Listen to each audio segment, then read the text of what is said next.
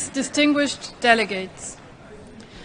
We shall now resume consideration of Agenda Item 3, the general debate. And may I remind everybody that the speaking time is 5 minutes. And in continuation of the speakers list, I now give the floor to the distinguished representative of Azerbaijan.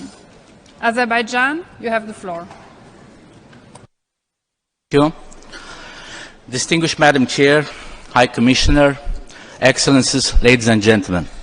On behalf of Government Azerbaijan, it's my great pleasure and honor to extend sincere welcome to esteemed audience at the 74th session of UNHCR Executive Committee, and I would like to start my statement by thanking High Commissioner for his thought-provoking opening statement, which clearly demonstrated global present challenges the UN Refugee Agency, along with whole international community, have to face in order to respond to large-scale forcible displacement caused by wars, conflicts, persecution, violation of human rights, climate change across the continent.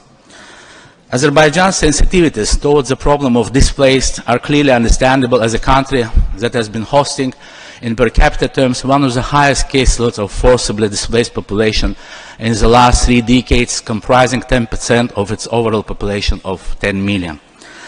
Today, in the aftermath of a 44-day war of 2020 that put an end to this long-standing conflict and not only reinstated territorial integrity of Azerbaijan within its internationally recognized territories, but also created conditions conducive for safe, dignified and voluntary return of the displaced, Azerbaijan has entered into a new phase of its historical development. Thanks to the tireless efforts taken by the government, life returns now to the liberated territories that have experienced once an unprecedented vandalism during 30 years of Armenia's military occupation.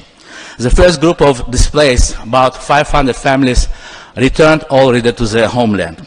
Great return, along with reintegration of liberated territories into overall economy, has been declared as one out of 5 national priorities for Azerbaijan to be achieved by year 2030.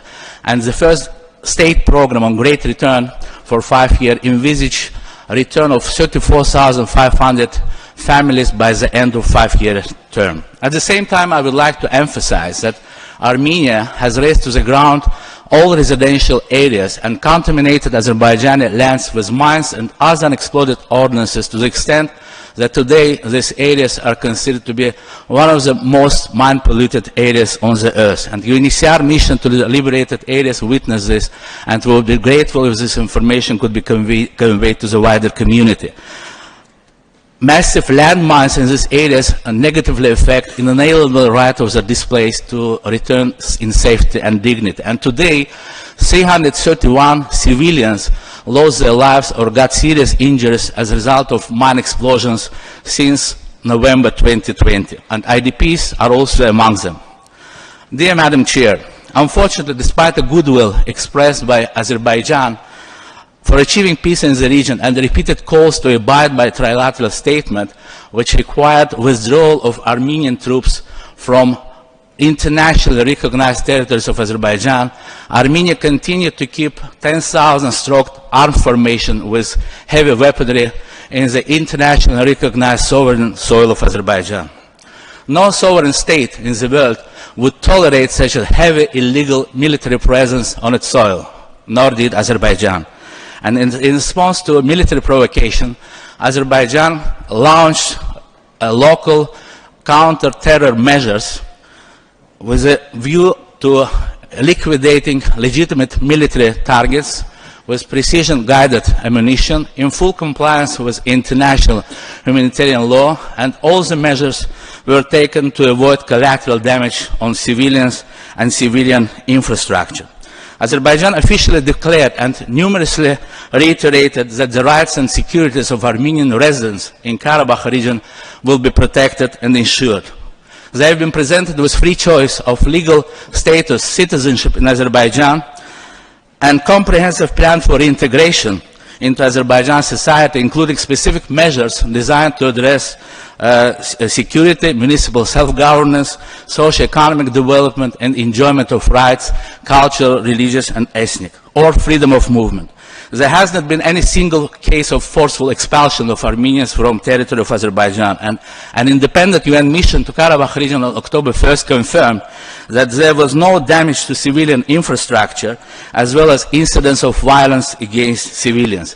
On the other side of the border, UNHCR representative during press briefing also confirmed that there were no recorded cases of mistreatment or harassment against people on move. And with this, yesterday's statement made by Armenian delegation actually accusing and questioning credibility of UN per se is of course totally unacceptable. We reiterate once again that Azerbaijan has nothing to do with decisions made by local Armenian residents on Karabakh region, which was influenced heavily by separatist puppet regime to move to Armenia or elsewhere. Azerbaijan is determined to reintegrate Armenian residents of Karabakh region as equal citizens. Thank you very much. Your time is elapsed. Thank you very much. And I now give the floor to the distinguished representative of Brazil. Brazil, you have the floor.